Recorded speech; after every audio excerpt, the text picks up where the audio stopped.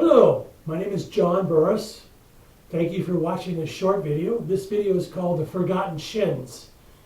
In this video, we'll be exploring the area from the knee down to the ankle on the outside, commonly called the shins. It's composed of many muscles. For most people, we neglect that area and we traumatize it and we forget about it, and it ends up causing lots of problems down the road. So we'll be taking an in-depth study of the shins and how important it is to pay attention to your shins in life. For most of us, we never even give the shins a second thought. We pay attention to our biceps and our chest muscles and other areas of the body and never think about the shins until they start causing problems down the road. For most people in the athletic world, the shin problems cause other problems as well, and it starts to cause a spiral in the leg, and it ends up in the hip, the knee, the back, whatnot. So I'll show you how that relationship works in this video and hopefully give you some more insight about ways to take care of yourself better and to make your shins important in your life. The shins consist of several muscles along the lower portion of the outer portion of the leg, from the knee to the ankle. For example, there's the peroneal muscles, the peroneal longus and the peroneal brevis. There's the anterior tibialis, the posterior tibialis. There's the flexors and extensors that move the toes up and down. And there's a lot of little muscles that all come together to form the outside, what we call the shins. So it's a very complex area that comes along the outside of the leg. And that complexity of the shin muscles actually adds to some of its complications down the road. And we'll talk about that later. In order to better illustrate how the shins actually work, the functionality of the shins, I made a little model to demonstrate. So if this is your foot, here's the bottom of your foot here, and here's the bones leading up into the lower leg here, the tibia, the fibula, and we have all these muscles on the side of the leg. They're like string cheese. So in the back of the leg, we have the calf muscles. We have the gastrocnemius, and then below that is what's called the soleus, for the red and the green. Then right next to that, we have all these little muscles called the string cheese, the anterior tibialis, the posterior tibialis, the peroneal muscles. And they all have a purpose. For example, some of them lift the toes over here. Some of them, like the anterior tibialis, comes and starts to lift the arch of the foot. So it starts up high on the outer edge of the foot, then it comes across the body, and on the inner arch, it lifts your foot up. It creates an arch. So a lot of the arch in your foot starts way up here in the anterior tibialis. I'll show you that later and whatnot. So as a bunch of muscles here, they're supposed to act independently and supposed to act freely one at a time. But what happens for most people over time, they start to glue together. For instance, the fascia connective tissue, which is like a saran wrap, starts to bind together and glue everything together.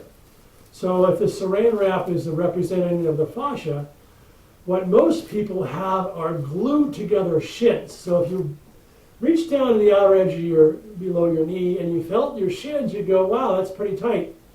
Most people have fused together shins. They're actually glued together. The fascia has hardened and dried out. The muscles are shortened and spasmed, and they're all fused together so they don't work independently anymore. So this is the problem. We don't pay much attention to our shins, and they become fused together, dried out, and they have all kinds of negative consequences down the road. So once again, the ideal shin is muscles and fascia working independently. But over time, because we do the wrong things and we're not taught how to take care of our shins, they become fused together, and that becomes a problem. And we'll talk about that a little bit later. So once again, this is how most people end up, with fused together muscles, and they become dried out and petrified, actually. One way I like to think about the shins of the body, the shins are like the human pedestal of the body. For example, let's compare it to the Statue of Liberty. You know, if you took a picture of the Statue of Liberty, it's not all statue. The first 100 feet almost 30% of the statue is just a base, a pedestal. And the pedestal supports the statue itself. So for the Statue of Liberty to be straight, the pedestal underneath it's got to be straight. Well, what happens if the pedestal were crooked? What would happen to the Statue of Liberty? That's what happens to our shins. Our shins become crooked and tightened together and imbalanced, and then everything above that starts to become imbalanced as well. So let me show you how that works. Here's a picture of the Statue of Liberty. Once again, it's got a very solid base underneath it. About a third of the statue is just a base. The base has to be perfectly straight for the Statue of Liberty to stand straight. So what would happen if we altered the base in the Statue of Liberty? What would happen if we put a piece of metal or steel or concrete underneath the base and started to tilt the base of the Statue of Liberty? The Statue of Liberty is going to have to start leaning the other direction to compensate in order to stand up and stay upright. So if we altered the base of the Statue of Liberty, we're going to have to compensate farther up. So that's exactly what happens to us on our shins. If our shins are our base, when they're tight and hard and imbalanced, it starts to alter everything above the knees. And here's a comparison. A base of the Statue of Liberty that's straight, the Statue of Liberty is straight. A base of the Statue of Liberty that's crooked, now the Statue of Liberty has to compensate, and everything above the base is now going to be crooked as well. So here's a leg model of our own human anatomy. And from the knees down, the shin area is our base, like the Statue of Liberty's base. And when that base is in balance, it starts to reflect up the body into the knee joint, hip joint, groin, back, and whatnot. So if the muscles and the fascia are glued together, so this saran wrap is a symbol of fascia, starts to fuse together because of our activities and what we do or don't do. I'll talk about that later. It starts to create a rotation in the leg and a spiral. So the entire network of fascia, so this is a larger piece of fascia. If it's tight down below, guess what's going to happen? It's going to have to be tight above, and the farther up you go, it's going to be tight. It's going to be twisting and torquing the leg into the groin and the back.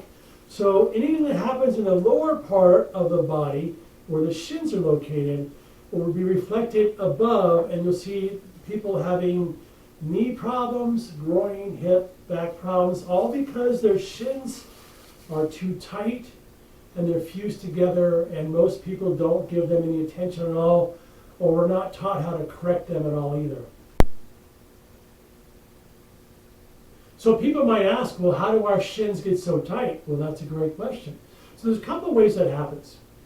One is by lack of movement. If you don't do any movement at all, your body tends to atrophy and petrify. So lack of movement is a way of hardening the body and creating petrified tissue. Also a body that's works hard every day. If you're out there in a labor-intensive job, your body's going to be hardening as you out in the fields or whatnot, or whatever hard job you have, a construction job, your body hardens as well.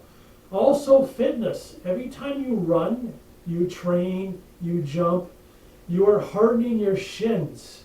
You're creating more tension in your shins. People don't realize this, but fitness is a way to deteriorate the body and cause it to harden and stiffen and tighten. Every time you're out hiking, you're hardening your shins. You're tightening up below the knee, and you're not even realizing what you're doing. People might look at this picture and say, wow, what a healthy person. He's out running every day, his 4 miles, his 5 miles, his 10 miles. What he didn't realize, he's also causing trauma to his shins. Every time he takes a step, he's traumatizing his shins, which are the pedestal for the body, below the knee. In a way, fitness has created the shock absorbers of the body or the shins. So the shins are absorbing all the shock in our life, from the running, the training, the pounding, the sports and whatnot, whether it be soccer or basketball or football. The shins are the shock absorbers when you're practicing sport or fitness. People don't also realize the trauma created. For example, you know when a baseball player slides, they slide mostly on their shin. Well, that's trauma. That's why so many baseball players you'll see have hip issues or knee issues, because their shins have been traumatized by the sport itself. Here's a picture of a construction worker working a jackhammer. His arms and his shoulders are the places where he's holding all the tension. They're the shock absorbers for the work. Over time, he's probably going to have carpal tunnel or shoulder issues or neck injuries or pinched nerves because his arms are absorbing all the shock. Not much different than when you run or train every day. Your legs and your shins are absorbing the shock in that realm. There's very little difference between these two pictures. One man, the construction worker, is using his arms to absorb the shock of his work. The other picture, the runner is absorbing his shock using his shins and lower legs as the shock absorbers. They're doing the same thing. Another thing that happens is injuries, especially injuries early on when you're playing sports. For example, if you're playing basketball as a 12-year-old and you sprain your ankle and it never gets corrected. You're 10 years old, you're in a soccer league and you sprain your ankle and it never gets corrected. Those muscles and connective tissue never seem to correct themselves. We just walk it off, shake it off, ice it, and we're back running again or jumping or whatever. In most cases, we're left with a trauma. So, for example, here's a muscle, the anterior tibialis here, and it goes from the outside to the inside. If that never gets corrected, all of a sudden you're going to have a trauma in the body. And it's going to cause a spiral in your leg. So the trauma doesn't go away. The muscle will shorten, harden, and cause imbalances. It starts to roll your foot out or foot in. Your ankle doesn't seat correctly. Your knee doesn't seat correctly. So as this tissue starts to shorten in your shins, it causes all kinds of imbalances along the way. All of a sudden you might have a knee issue, or a groin issue, or a hip issue. And it's all caused by the spiraling of your shin, the base of the body. And we don't even look at that because the Western scientific model is a mechanistic model. It only looks at where the injury site is. Doesn't trace it back to its source, and it doesn't correct it from its source. So in most people's injuries, it comes from the shins being imbalanced. So when I hear an athlete, a professional athlete or high school or college, all of a sudden tearing a hamstring or pulling a groin muscle or their labrum in their hip is torn, almost always it's because the shins are too tight, imbalanced, and rotated, causing everything above the shin to start rotating and spiraling as well. We don't look at it that way because we're not taught to think that way. But that's how most injuries happen above the knee into the hip. When your shins are too tight, when they're traumatized, when they're imbalanced, you start to create leg spirals, where the lower leg starts to spiral outward. Once it crosses a knee joint, it starts to correct itself and spirals inward. So your hamstring and your groin become tighter, leading to more chance of injury because it's too tight from the spiral below it. Once it crosses the next joint, which is your hip, it tries to pull out again and spiral outward like a corkscrew. And that causes tension in the hip socket and the labrum and the groin. A lot of groin injuries are because the shins are too tight. Eventually this leads into the lower back, causing sciatica and spinal stenosis and other things. Almost always it's caused by tight, damaged, traumatized shins from either injury, fitness, or lack of movement, or too much of like a construction worker movement, too much heavy work. So this is what happens to most people as their legs start to spiral because their shins are tight and fused together.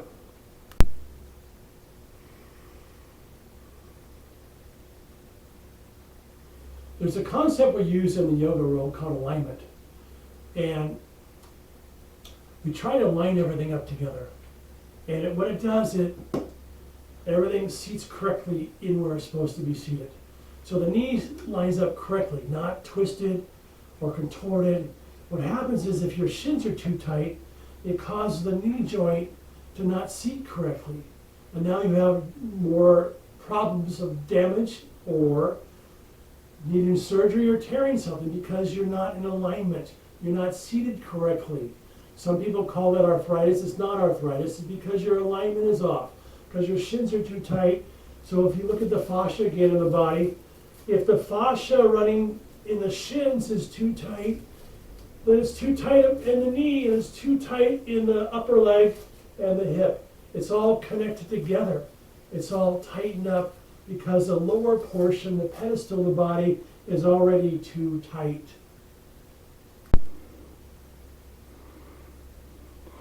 Here's the comparison of the knee joint, how alignments are critical. On the very left is a healthy knee, space between the joint, lining up correctly. The middle section shows you starting to have some crepiness and the knee's not lined up correctly. On the other right portion, you see all kinds of inflammation and damage because the bones are now bone on bone. In most cases, the shin, if not the primary cause, is one of the major factors in this because it causes an imbalance below the knee that passes through the knee into the upper knee, creating an imbalance in the joint. There's no alignment of the joint itself, and the fascia is too hard below the knee. So in my experience, almost everybody who's got a knee issue also has a shin issue, and the shin issue might be the cause of their knee problem. Let's recap some of the things we learned here. We learned how important the shins are. We learned that tight shins cause imbalances and rotations into the ankle and foot, also above the knee, into the groin, hamstrings, hips, and into the lower back. Most people neglect or are oblivious to their shins. Things like hardcore fitness, running, training, hiking, walking, all add to the fusion and tightening of your shins because it causes the fascia to glue together. Just like the Statue of Liberty, when your shins are imbalanced and fused together, other parts of the body are going to start being affected, including knees, hips, back issues. Most people don't give your shins much attention, just like the construction worker whose arms are tight because all the jackhammering. Most of us have shin problems. All you need to do is reach down and touch your shins going, wow, feels like a bone. Well, it's not supposed to be a bone. It's supposed to be healthy tissue, healthy muscle, healthy fascia. If it feels hard and tight, it's probably fused together, and you probably have rotations in your leg. So most of us don't even know we have a problem.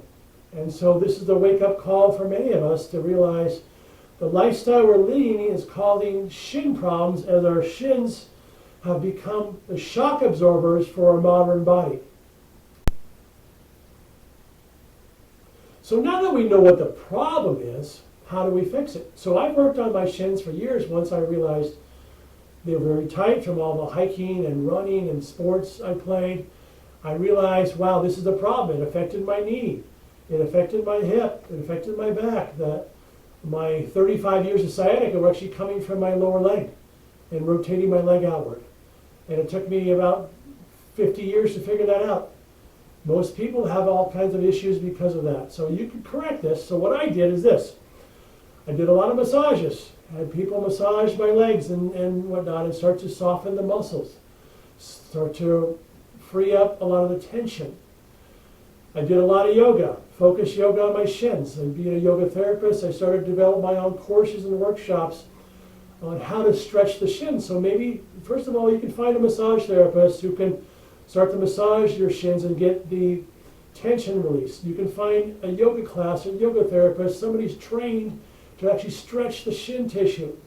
That would help. It does take time, though. You can't do it overnight. It's usually years to unravel decades of trauma. Also, what really helpful was a fascia body worker. The fascia is the saran wrap that keeps everything together, and it fuses and it hardens and it crystallizes. If you find a fascia body worker to start releasing the tension of the shins, it speeds things up greatly.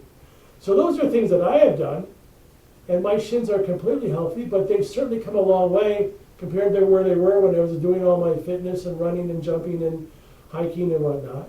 So you too can heal your shins, but you first have to make them important, realizing that many of your issues in your body might be starting in your shins.